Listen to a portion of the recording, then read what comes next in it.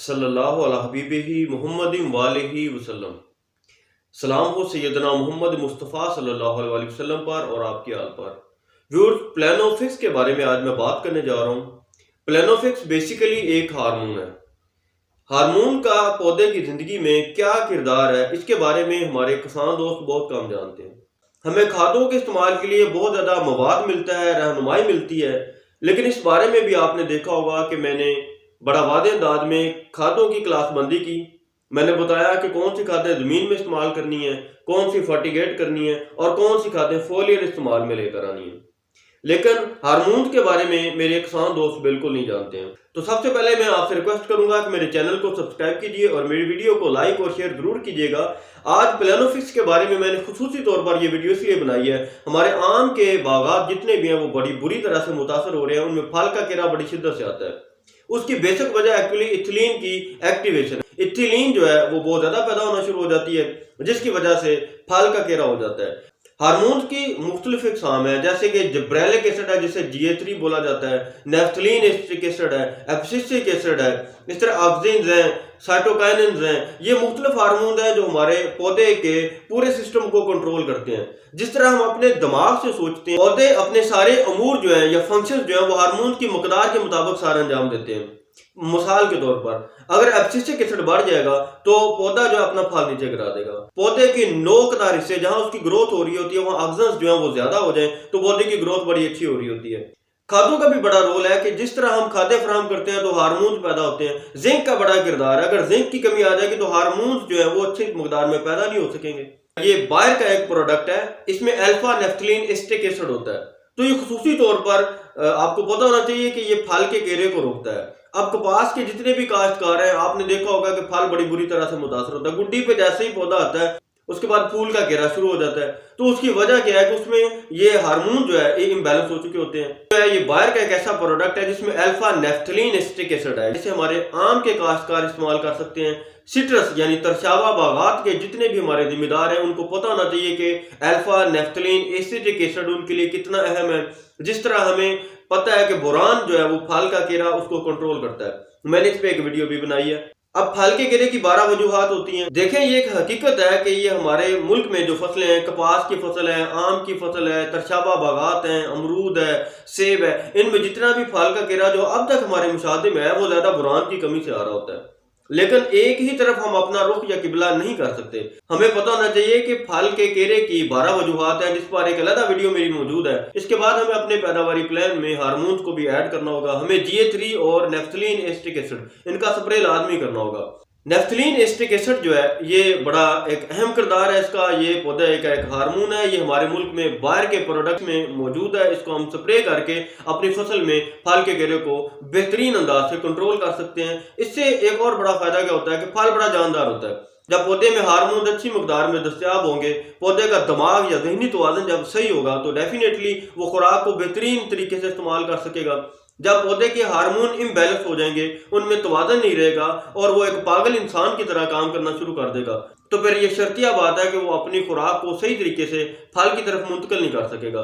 फल का केरा हो जाएगा या उसकी ग्रोथ बढ़ जाएगी। पौधा हमें कुछ इस तरह का रद्द-ए-अमल दिखाएगा कि हम कहेंगे कि हमने इसे तो नाइट्रोजन दी लेकिन इसमें ग्रोथ नहीं हो रही, या हमने इसमें पोटाश दी है तो उसमें फल जो है वो वजनी नहीं हो रहा है, या कपास में हमने कहा कि हमने पोटाश दिया लेकिन रेशा जानदार नहीं था, रेशा खूबसूरत नहीं था, या दाना वजनी नहीं था, या पोटाश हमने गंदम में दी तो हम कह सकते हैं कि गंदम वजनी नहीं थी। ये बड़े आम मसाइल हैं हमारे मुल्क में। उसकी वजह क्या है कि हम खादों पे तो पूरा जोर लगा देते हैं लेकिन हमें हार्मोन्स का पता नहीं है।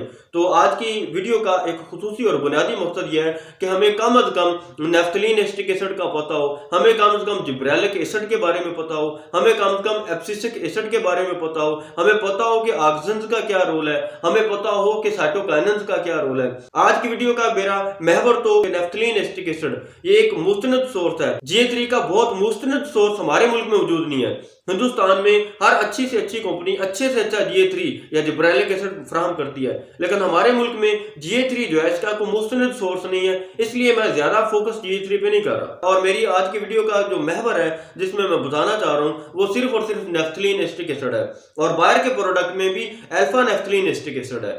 तो आम के काश्तकार इनके मुझे बहुत मैसेज आ रहे थे, वो बड़े परेशान थे कि हमारे आम में केरे का हमें मसला जो है बड़ी शिद्दत से आ जाता है, इसका हल बताया जाए। तरशावा बगात में बहुत बड़ा ये मसला है। अब देखें, मेरे बहुत सारे काश्तकार कमेंट कर रहे होते हैं कि हमने खाद तो बड़ी वाफर मकदार में फराम की, हमने खाद को सही वक्त पर इस्तेमाल किया, हमने खाद को बेहतरीन अंदाज में इस्तेमाल किया, माहरीन की निगरानी में इस्तेमाल किया, लेकिन फाल का घेरा फिर भी नहीं रोक रहा है। बुरान का स्प्रे किया फिर भी फाल का घेरा नहीं रोक रहा। तो मेरे दोस्तों, इसमें एक और जो अहम चैप्टर है वो हार्मोन्स का है।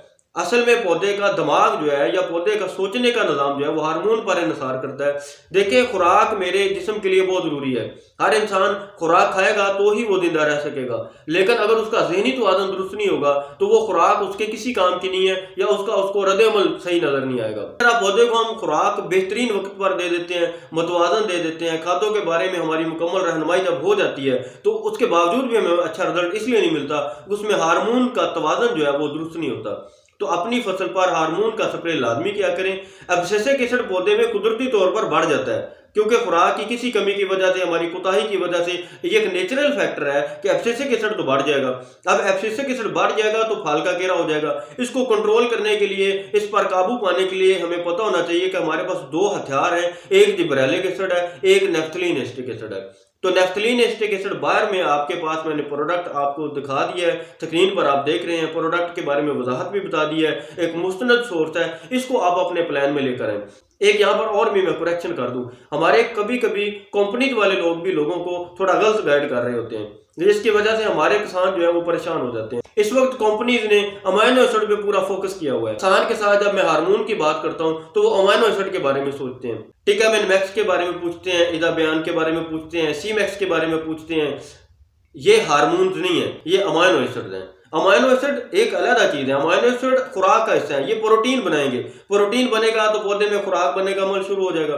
लेकिन हार्मोन्स जो है ये पौधे में हर तरह के अमल को कंट्रोल करते हैं। ये हार्मोन्स नहीं है, ये अमाइनो एसिड है। ये बड़ी जरूरी बात थी जो मैंने आपको बताना थी, इसीलिए मैंने बाहर के अल्फा नैफ्थलीन एसिटिक एसिड के बारे में आपको बताया कि ये एक ऐसा हथियार है जो स्ट्रेस के अमल में, शदीद मौसम में, सर्दी में, गर्मी में, या खुराक की कमी की सूरत में, या कुछ स्ट्रेस आ जाता है, लू चल जाती है, पौधे पर कुछ स्ट्रेस आ जाता है, या पौधे को पानी की कमी आ जाती है, तो फौरी तौर पर आपके पास जो हथियार है आप उसको जो फराहम करेंगे, अमाइनो एसिड उतना जरूरी नहीं है उसके लिए जितना नैफ्थलीन एसिटिक एसिड जरूरी है।